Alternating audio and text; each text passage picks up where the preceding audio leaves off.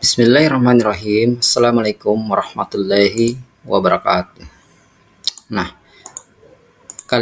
pada kali ini saya akan membahas sebuah narasi di mana narasi ini cukup mengganggu pikiran saya juga karena adanya seorang konten kreator atau kemudian narasumber yang kemudian dijadikan sebagai sumber bagaimana mendefinisikan teroris itu sendiri.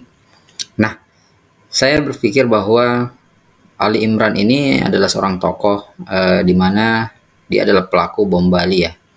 Nah, tapi saya menyimak sebuah video ini, sepertinya video ini sangat berdurasi singkat untuk kemudian kita mendefinisikan bahwa teroris itu adalah seperti ini. Nah, artinya dari kesaksian-kesaksian beliau yang kemudian diwawancara oleh seorang konten kreator dari YouTube itu sendiri. Nah, saya hanya berpikir ada apa sih sebenarnya? Apa sih yang mau dipermasalahkan lagi dengan masalah isu teroris di tanah air? Ya, sementara rakyat sendiri belum pernah disajikan secara nyata bahwa adanya kemudian kesaksian-kesaksian yang real dari semua pelaku teroris itu sendiri, yang selama ini hanya adanya isu kemudian teroris lalu kemudian adanya penangkapan. Nah, tapi mungkin ada pihak-pihak yang berusaha untuk mendefinisikan bahwa teroris itu seperti ini. Akhirnya ya, Ali Imran ini adalah salah satu ikon yang kemudian ditunjuk oleh satu kelompok tertentu yang kemudian memberikan suatu opini tentang masalah teroris ya, gitu ya. Jadi ya yakin saja semua pasti banyak yang akan mempercayai sumber-sumber informasi seperti ini. Jadi namun kita harus paham bahwa isu-isu seperti ini atau kemudian narasumber seperti ini yang kemudian memberikan satu opini tertentu tentang masalah teroris itu justru menurut saya ini semakin berbahaya ya, karena walaupun tujuan awalnya adalah memperjelas bahwa siapa teroris itu sendiri, kelompok mana yang kemudian menjadi teroris itu sendiri, seperti apa kemudian keyakinan yang mereka pahami. Namun saya malah melihat bahwa ini justru menjadi edukasi yang kemudian akhirnya bisa jadi liar ya, akhirnya jadi liar dan kemudian bisa diinterpretasikan kepada kelompok kecil orang berbagai bentuk, berbagai macam. Nah, inilah yang bahaya. Kenapa? Karena satu kelompok yang kemudian pernah menjadi teroris sendiri tampil kemudian ke publik, lalu kemudian memberikan pernyataan ibaratnya sebagai Tuhan yang kemudian muncul secara tiba-tiba, lalu kemudian bahwa saya pernah dulunya berbuat salah, melakukan hal yang seperti ini, lalu kemudian jangan seperti ini. Nah, akhirnya akan menggalang sebuah umat, menggalang sebuah keyakinan atau kepercayaan kepada satu masyarakat atau sekelompok yang beragama, lalu kemudian menjadikan ia sebagai ikon bahwa itu benar. Nah, ya kan? Apalagi dipanggil seorang ustadz. Nah, saya ingin mendustakan bahwa sebenarnya beliau belum layak kita panggil seorang ustadz karena ia sendiri punya track record yang kemudian tidak benar dalam pemahaman soal memahami dalam Islam, artian Islam. Kalaupun alhamdulillah akhirnya pada akhirnya beliau kemudian akhirnya bertobat, ya sebaiknya beliau bertobat saja, jangan sampai menyebarkan lagi kembali hal-hal yang kemudian menjadi hal yang tidak jernih, kemudian tidak lurus. Kenapa? Karena beliau sendiri pernah tersesat dalam jalan atau lembah hitam yang seperti itu. Ya, artinya itu adalah aib yang beliau harus tutupi.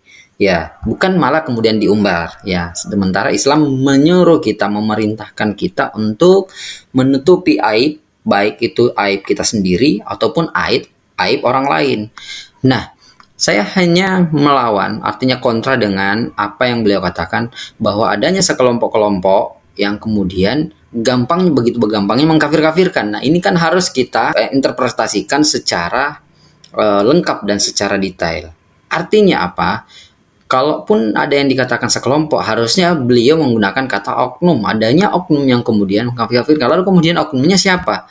Apakah mereka punya agama? Kalau mereka lalu kemudian punya agama, nah ini bahayanya lagi. Kenapa? Adanya sekelompok orang-orang yang gampang mengkafir-kafirkan ini punya agama, sedangkan orang-orang yang kemudian mengambil istilah-istilah kafir, lalu kemudian mengambil istilah-istilah ya hai orang-orang kafir misalkan itu sendiri, ya itu kita merujuk dari bahasa-bahasa atau kemudian ayat-ayat dari Al-Qur'an itu sendiri. Ya, jadi istilah-istilah orang kafir itu sendiri kita tidak boleh berselisih dengan artinya adanya sekelompok orang yang begitu gampang mengkafir-kafirkan. Nah ini kan arahnya, tujuannya semata-mata adalah menselisihi Al-Quran itu sendiri, bahwa jangan pernah gampang mengkafir-kafirkan. Sementara di dalam Al-Quran sendiri sudah dijelaskan bahwa ayat-ayat yang bersinggungan dengan masalah kafir itu sudah ada gitu, sudah tertulis, tertuang, dan kita tidak mungkin berselisih dengan apa yang Al-Quran selisihkan. Nah, contoh saja surat Al-Kafirun ya, yang ditujukan kepada Muhammad, yang dimana pada saat itu ada orang Yahudi yang kemudian berdialog sama Muhammad, dimana ia ingin ketika misalkan saya menyembah agama Tuhanmu, artinya memeluk agamamu, kamu harus ikut pula menyembah Tuhanku, artinya memeluk agamaku, artinya di hari ini saya bisa boleh beribadah seperti ini, lalu kemudian saya mengikuti seperti ini, apakah boleh? Misalkan ada yang bertanya seperti itu ya. Ya, mohon maaf jika ada yang salah dari cerita ini. Ya, nah pada saat itu turunlah ayat ini. Qul ya ayyuhal kafirun, yang ditujukan kepada Muhammad. Wahai Muhammad, katakanlah, wahai orang-orang kafir. Nah ini, qul ya ayyuhal kafirun. Nah, luar biasa ya. Ini sudah bersinggungan dengan orang kafir secara tegas, secara nyata, tanpa lagi diperhalus atau apa segala macam. Jadi kafir dalam artinya bukan interpretasi, artinya yang memang sudah Allah cap dalam orang-orang yang kemudian tidak menyembah selain Islam, dikatakan orang kafir, itu sudah dibenarkan oleh Al-Quran. Kita tidak bisa berselisih dengan hal ini, ya kan? Nah, cukup di sini saja, artinya saya tidak perlu melanjutkan ayat ini karena memang sudah tidak ada hubungannya dengan apa yang kita lagi bahas di topik yang saya bahas sekarang. Saya hanya berbicara bahwa ketika Al-Quran sendiri tidak berselisih dengan masalah bahasa orang-orang kafir, lalu kenapa ada orang yang berusaha mengkafir-kafirkan? Ini saya perlu menggarisbawahi adanya satu pemikiran-pemikiran melalui narasi-narasinya yang ingin mendiskreditkan Islam itu sendiri, yang ingin mendangkalkan akidah Islam itu sendiri, bahwa orang yang mengkafir-kafirkan itu adalah seolah-olah orang Islam, kan gitu ya? Karena istilah kafir itu berada pada orang Islam. Maksudnya fairnya adalah semua agama itu bisa mengkafirkan, gitu ya. Ini yang kita buka, ini yang kita dorong untuk supaya teman-teman bisa dengan cerdas melihat satu narasi-narasi. Semua agama harus bisa mengkafirkan agama lain yang tidak sekeyakinan mereka, yang tidak sama dengan keyakinannya mereka. Itu maksud saya. Misalkan agama Nasrani, ya harusnya mengkafirkan orang Islam karena tidak seagama, tidak seakidah dengan mereka. Kan seperti itu. Di mana-mana kita nonton banyak film-film pasti di mana ketika ada orang yang kemudian Nasrani, ini kita bukan memecah belah agama, kita menjelaskan secara teoritis, di mana semua orang-orang yang akan berbicara tentang masalah agamanya mereka dan keyakinannya mereka, pasti mereka menyebut dengan istilah kafir. Mereka orang kafir, mereka kaum kafir yang tidak ikut dengan agama dan keyakinan kita. Ya kan, fair-fair saja, Islam tidak mungkin marah gitu kan, dikatakan orang kafir, ya kan, oleh orang Nasrani, tidak mungkin marah. Ini ya ada kelompok yang berusaha membuat kita membentur-benturkan satu dua agama ini, yang kemudian jika ada orang yang mengkafir-kafirkan supaya ada orang yang kemudian marah gitu. Ya tujuannya untuk apa coba? Lalu kemudian diobrak-abrik, artinya Islam digontok-gontokan dengan Islam kemudian digontok-gontokan dengan agama Nasrani, dan kemudian banyak lagi. Nah ini bahayanya. Jadi salahnya istilah ada kelompok-kelompok yang kemudian begitu gampangnya mengkafir-kafirkan ini seperti apa gitu loh. Artinya narasi atau kemudian ayat Al-Quran yang kemudian dijadikan sebuah narasi untuk melawan Islam itu sendiri. Nah ini kita paham senjata mereka selalu mengambil dari apa yang kemudian kita punya, apa yang kemudian Allah sudah hadiahkan untuk kita. Allah sudah berikan satu ayat yang untuk menerangi kita semua, tapi mereka menjadikan sebuah senjata. Nah inilah gaya mereka, inilah gaya tempur mereka yang perlu kita lawan.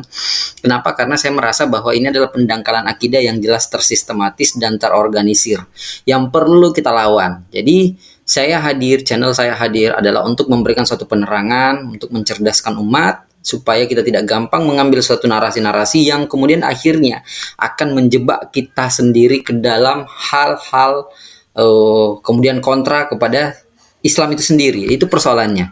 Akhirnya menimbulkan banyak interpretasi tentang masalah kafir itu sendiri. Ini bahayanya. Jadi apa yang sudah dituliskan dalam Al-Quran akhirnya kemudian dibahas-bahaskan, dibahasa-bahasakan, kemudian seolah-olah akan diterjemahkan oleh pihak tertentu, oleh pihak ini. Nah, itu yang bahaya.